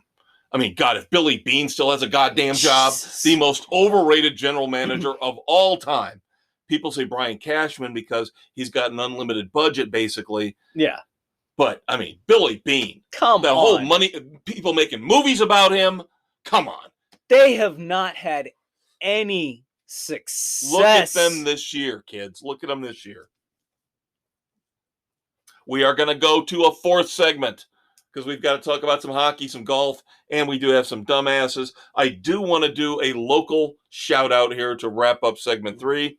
Congratulations to our local South Bend Cubs for winning the Midwest League Championship. The only Cubs team to get a sniff of any success this year. Congrats. We were just in their stadium a couple weeks ago for an STP concert. Yep. But just wanted to say, hey, any little bit of glory you can bring to this cesspool that we live in, we're good with. All right, kids, hang out for just a little bit longer with us. One quick promo and we'll another wrap 10 this or up 15 for the week. minutes. We'll be right back. Are you having trouble falling asleep behind the wheel of your expensive SUV? Are you finding difficulty in avoiding golf clubs thrown at you by your angry wife as you pull out of the driveway? Sign up today for the Tiger Woods Driving School, sponsored by Sports Frenzy 2.0. We'll show you how to text ladies of the night while still driving effectively in the wee hours of the morning. We'll also teach you how to ditch a suspicious backpack when you end up driving into a ditch. Check out Sports Frenzy 2.0 on Spotify, Google, Radio Public, Pocket Casts, wherever you listen to your favorite podcasts, for updates on our latest classes, including how to curse and swear in front of uptight golf fans and their children and still be adored by millions. The Tiger Woods Driving School. It's great. All right, as is always the case, it seems like in football season, we've got to go 4 segments long here to get everything in for you kids this week. Taping September the 20th, 2022. This is Sports Frenzy 2.0. I am the maestro, Kevin Crane. I am the conquistador, Dave Height. Miscellaneous tidbits. The NBA might have heard me yelling and screaming about the whole Robert Sarver deal and how I talked about how I felt that there needed to be a little bit more equity in penalties and punishments when it came to bad behavior among the executives and the higher-ups in the NBA. Yep. And lo and behold, if the Celtics didn't listen. Head coach Ime Udoka, who just got the Celtics in his first year to the NBA Finals, suspended by the team, not the league, By the team. for a full season. He will be gone for the 2022-23 season. For an inappropriate relationship with somebody else within the organization. The thing that's not cool about this is that, as typical with the NBA, you're not getting a lot of information. We're not hearing a lot about exactly why this was such an egregious offense. Now, Udoka is married, supposedly had an affair. An ongoing. We're not hearing, though, about abuse, manipulation. We're not hearing any details as to why this was such an egregious offense. Maybe they're just trying to get out ahead of it before it became a major issue that really impacted the organization. But again, I am not a fan of the NBA. for multiple reasons. Now, we could go back to the Robert Sarver Suns ownership fiasco, and we can talk about the fact that Steph Curry met with Adam Silver to discuss the ownership situation in Phoenix. Who the hell is Steph Curry? I love Steph Curry as a player. Love But him. again, he's Who a the hell is he player. to have any say in another team's ownership? The players have no say in ownership. This is why Adam Silver is the worst commissioner in all of sports. The owners have say in ownership. They're the ones that get to call out their brethren, their peers, and say, we don't like what you're doing because it affects the value of our teams. It affects the league negatively. Exactly. Again, the NBA... The players are overplayed, pampered babies who are overstepping their bounds in this regard. Steph Curry has no right to go to Adam Silver and discuss another team's ownership situation. Neither does LeBron James and all his BS public comments. Yeah, by the way, Lily in the AT&T commercials, no, he's not taking your job because there will be a national riot if they get rid of Lily on the AT&T commercials in favor of LeBron fucking James. Damn Skippy. His stupid ass Amish beard. I hate that thing. And he's, again... My work here is done. No, you're a freaking moron. The face of the NBA who has the most bland personality ever. But again, I'll be interested to see how this Ime Udoka thing plays out because you are talking about a head coach of color. So, again, we're not dealing with a white, middle-aged, late middle-aged owner with billions of dollars. And again, not going to go on a rant about this, but amazing how they kiss Mark Cuban's ass when they have issues in the Dallas Mavericks front office. Mark Cuban should have been run out of the because NBA they like on a Mark rail. Cuban. They like Mark Cuban. His everything going on in Dallas was more egregious than what was going on in Phoenix. And of course, we all know about what happened with the Clippers and how they forced that sale based on an illegally recorded conversation. Yes, that was another crap fest. Again, once we see how this whole Ime Udoka thing plays out, we'll talk more about it. I'm telling you, I'm going to go on record right now and say, ain't going to hold up the whole season. He'll be back coaching the Celtics before 2023. We'll see what happens. Again, Silver's going to step in. Double standards. Silver will step in. All right, we missed out on I Promised Hockey news last week. We didn't have time to get to it. Lots of big retirements. Even me, not really knowing much about hockey, a couple of these names I know. PK Subban. Yep. And I love this guy, even though he played for the Boston Bruins. Zdeno Chara was like the ultimate enforcer, man. Yes. He was a badass. Yeah, Chara, the monster that he was a hell of a player. I had a lot of respect for him. Now, out of the three big retirements here over the last couple of weeks, the one I didn't recognize, again, being a little bit naive when it comes to hockey, is Keith Yandel. He is currently the holder of the longest streak for consecutive games played with 989, although I saw that there's somebody lined up within the first month of the season that's going to knock that out, yeah. Yeah. But three big retirements in the NHL here. Then, of course, we get crazy, stupid money. Stupid money. The NHL was blown up. They started from scratch, bringing in caps and everything else to avoid stupid money deals. And now they're coming back into play. The owners just won't learn. Nathan McKinnon, of course, from the Stanley Cup champion Avs, gets an 8-year, $100.8 million deal, putting him just ahead of Connor McDavid, making him the top paid player in the league.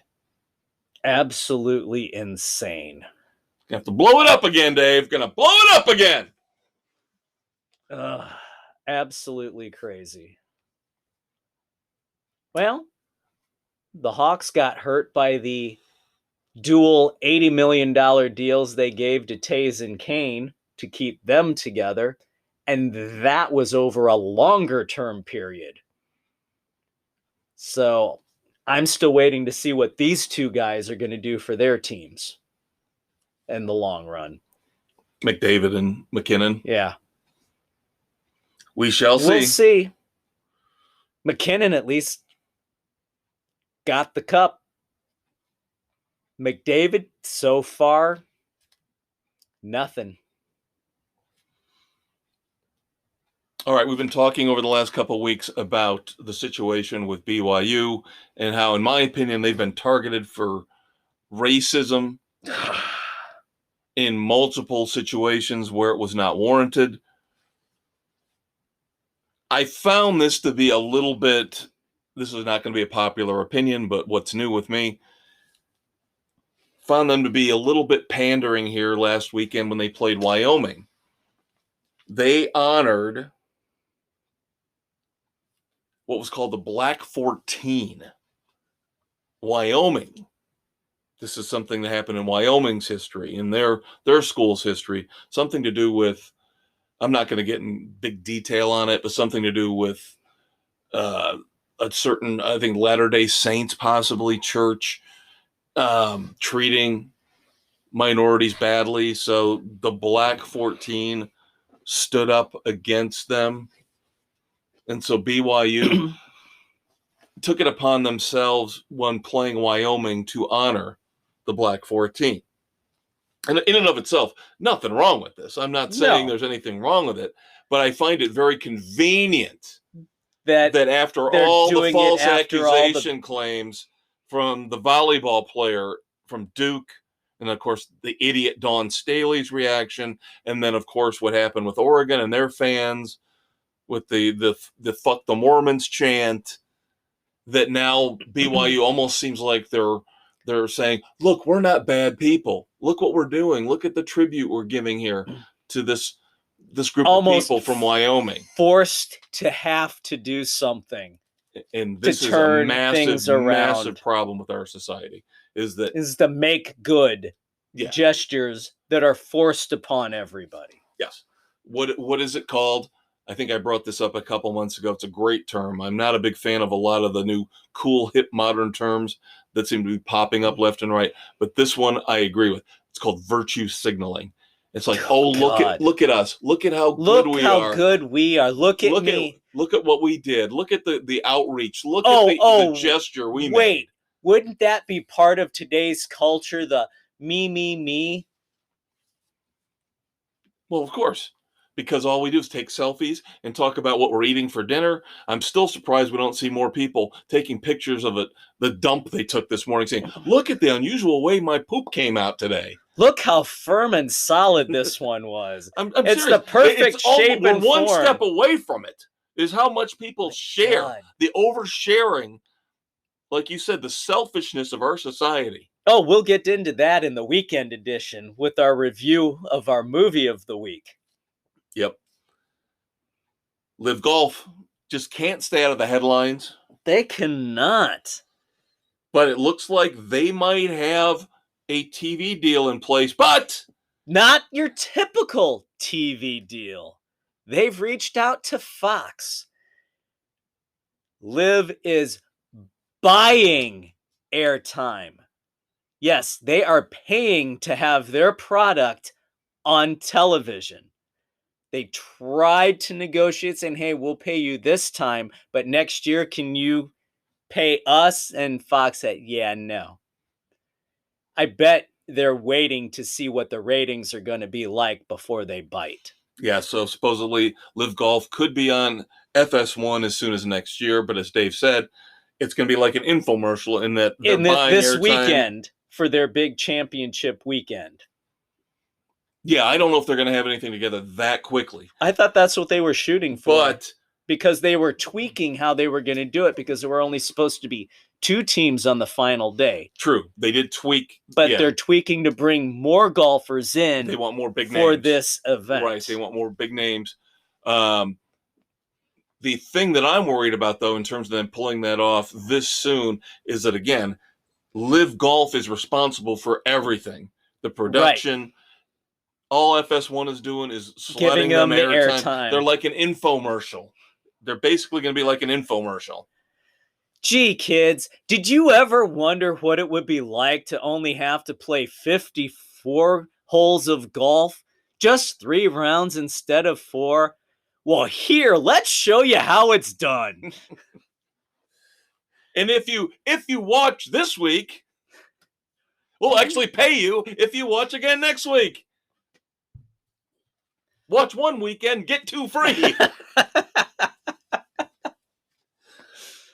Oh, God.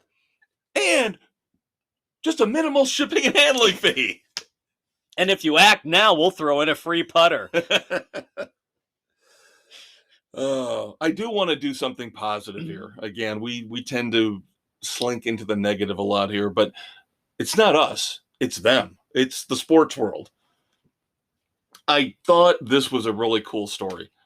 And no, I'm going to talk about somebody throwing out the first pitch at a baseball game, and it's not Sister Jean at Wrigley Field. I don't care about Sister Jean or whoever. Papa Emeritus IV from Ghost. It's U.S. Cellular. No, this guy's name is Tom Willis. The thing that's interesting about Tom Willis, he was born without arms.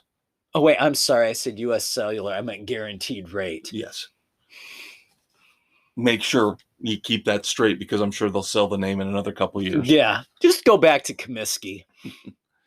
But Tom Willis was born without arms, yet he has thrown the first pitch now at every major league ballpark. You might ask, how is that possible? He basically drops the ball, kicks it. Yep, drops it from his neck. Kicks it, and it gets to the catcher at home plate. And he has done this at every major league park. Now, I believe he just did it recently at Coors Field. I think was the last one that he needed. But great story. Great phenomenal story. Yeah. Congratulations. That's the feel-good type of story that we need more of in this country. Yep. Now, of course, going from that, pivot. Not dumbasses yet. We're going to do a double pivot. Story in Yahoo Sports. I guess it's sports. Chess. No. But you'll enjoy this. There's a cheating controversy going on in the world of chess among the grandmasters. Again, I got to give credit to Yahoo Sports for this, and you'll understand why. I don't want to really take credit for the story. I'm letting you know right now, this is not something I researched. Somebody else did. Oh, God help us. So you've got a chess grandmaster accusing another up-and-coming chess prodigy of cheating. Won't get into details about it, though. Won't say how this person is cheating. They've been accused of it in the past. Did they start to remove their fingers from a piece and then move it back? Okay, think about what little we know about chess. There's timing. What is the one way you could cheat? What always beats a human? Computer. So supposedly what people are trying to do is figure out a way. Is he using his smartwatch? No, that's the thing. They check all these guys.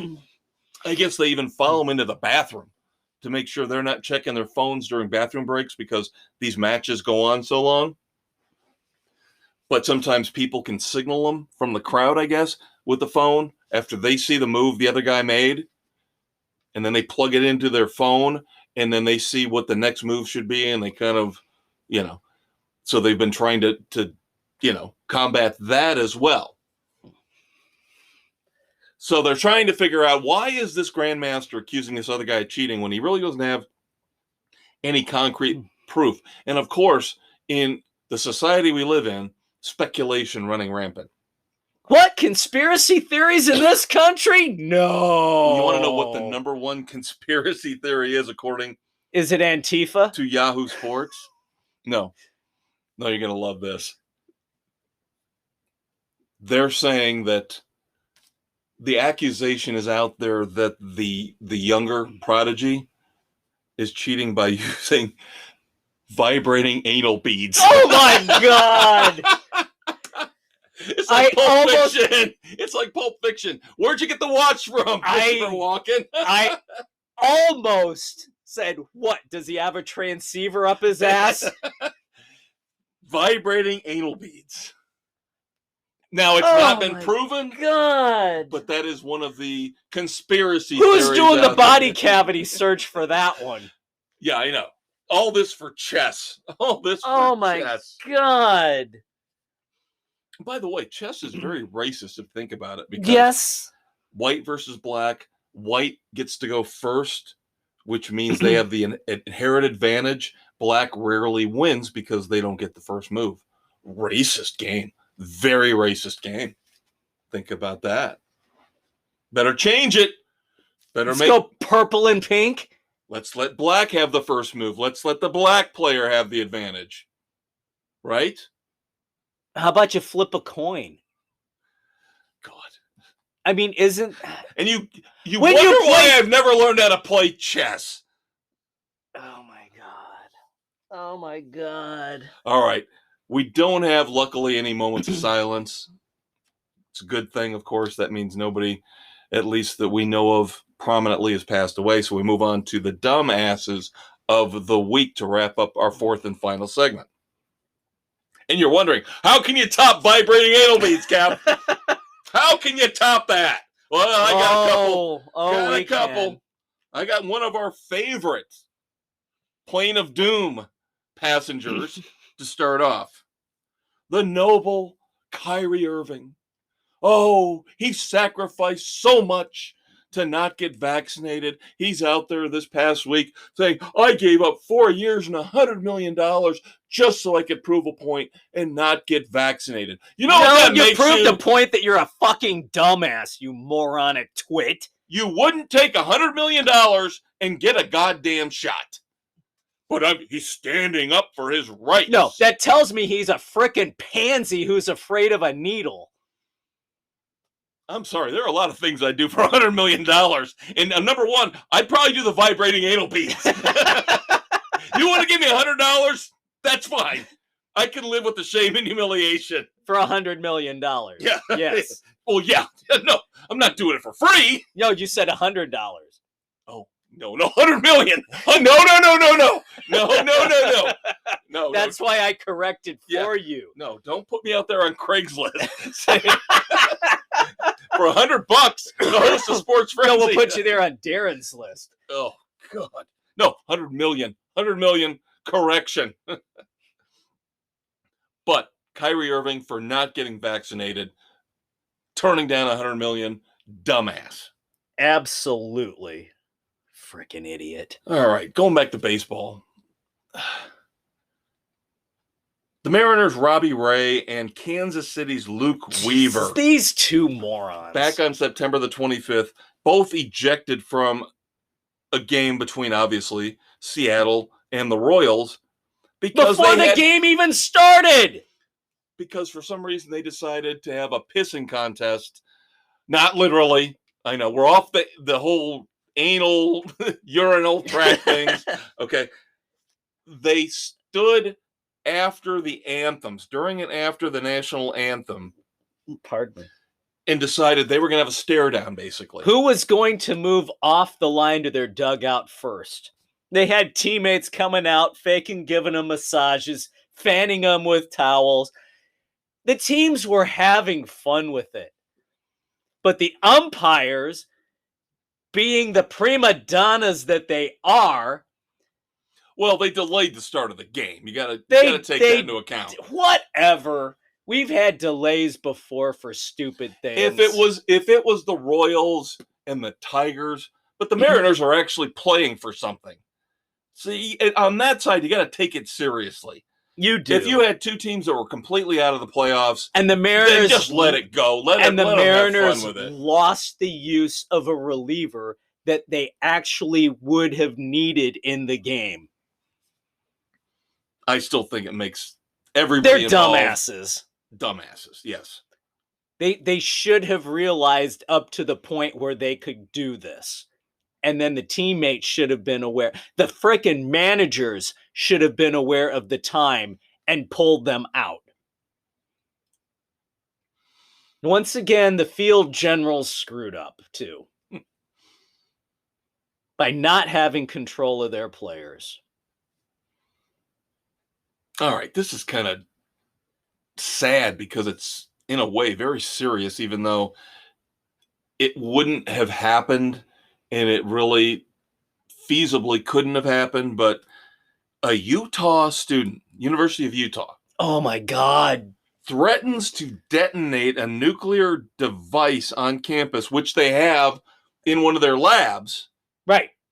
If the Utes lost, I believe it was to San Diego State.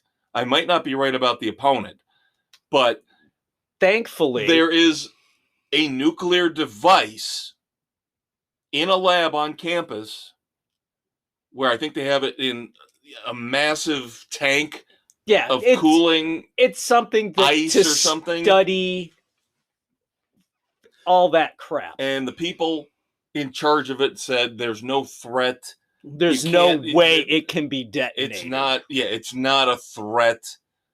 Maybe the lab room itself would have been damaged, but that's it. It's not going to blow up. Right, yeah, it wasn't going to do anything devastating. But how stupid is this student? How stupid. You make a threat like that, that's a terrorist threat, and you just ruined your life. Over a frickin' football game. That's got to be one of the dumbest things of all time. Candidate for Dumbass of the Year? Oh, it's in the running. Okay, how about finally? At least on my end. I don't know if you've got any. No, you hit the main one that I wanted there with the bomb. Okay. I'm sorry. I didn't mean to step on your toes. No, you're fine. It's all good. You know how much we love climate protesters. Now, I will say this about this particular climate protester. This guy actually, we've talked about this on the show in the past. He was actually protesting something you and I agree with. He was protesting the hypocrites, the celebrities, the government officials who use private planes to travel all around the world. And how they're destroying the environment. Looking at the size of their mansions and how much energy they're using. So in that respect, this guy was actually tolerable as a climate protester.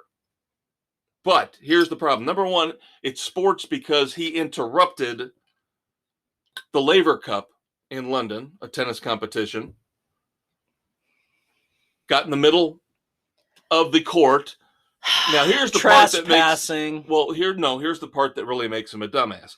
He tried to burn, I don't know if he's trying to burn a hole in the surface or set a fire in the middle of the court to prove a point. Caught himself on fire. Jesus. Caught his arm on fire. Dumbass. So while I admire in a roundabout way what he's standing up for, one of the few climate protesters I can actually kind of side with for what he was protesting. Setting yourself on fire doesn't really do it for me in terms of making yourself look smart. Yeah, you're not one of the Buddhist monks over in Vietnam. Yeah, I'm not really going to follow you or admit that I agree with you when you're so stupid that you set yourself on fire. Self-immolation is never a good option, kids. All right, 4 segments. We finally wrapped it up. He's a conquistador, Dave Height. He's a maestro, Kevin Crane. Check out the weekend edition dropping this Saturday, October 1st. We will tell you what to listen to, what not to listen to, what to watch, what to read. There may be a book review potentially. Reviews we're going to have this week include Billy Idol, The Smithereens, the movie Vengeance, and Dave will finally We be get able... the full recap. 6 glorious seasons of Animal Kingdom. Dave and I have been waiting for this to discuss one of the greatest shows of the last decade in detail together. It will be monumental. Check that out. The Cody 100%. Family. The Cody Family Saga. That is an in-joke based on our movie review. The Cody Family Saga. Can't wait to discuss that with Dave. You guys should check it out as well. Like David he said. Baldacci, 620 Man is the book of the week. There you go, kids. Hope you enjoyed the sports this week. We had fun with it. I promise this will be the last show ever you hear me talking about vibrating anal beads. Don't count on it. It's going to come up again somewhere. Once again, he's Dave. He's Kevin. We'll check you out on the weekend edition. Hope you have a great week. Stay safe, Florida. All you people down there, we're thinking of you. We're praying for you. We hope damage is minimal from Hurricane Ian. Sports implications are ridiculously small compared to what you're going through. Our thoughts and prayers are with you. Stay strong. Shelter in place. Don't do anything with vibrating anal beads. I don't care unless how you're bored getting you get. paid $100 million. Oh, God. Yeah, or 100. All right, kids. We'll talk to you next week. Take care.